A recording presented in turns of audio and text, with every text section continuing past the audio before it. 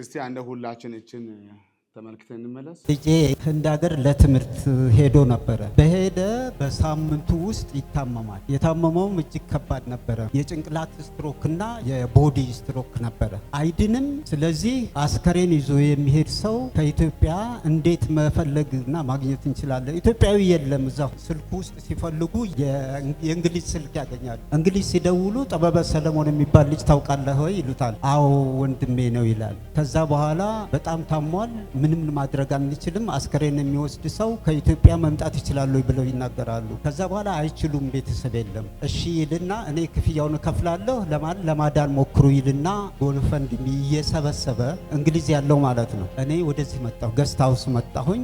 ይሄ ልጅ ጠፋብኝ ብዬ ነው። እዚህ ጉባኤ ውስጥ ነበረ። ሐዋርያው ባጠገቤ ሲያልፍ ኮቱን ነካሁና ቆምኩኝ።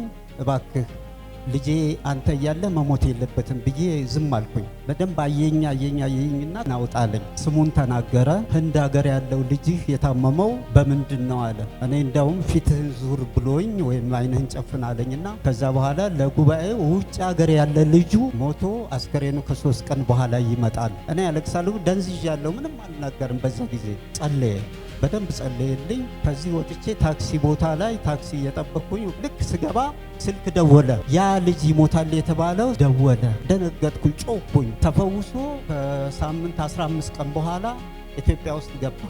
ጉባኤ ሁሉ ቆሞ ለጌታ ክብር ይስጥ። አረ ይችላል ኢየሱስ። ዝም ብሎ በቃ ማነው ከእናንተ ጉዝ በጮት የሚያግዘኝ?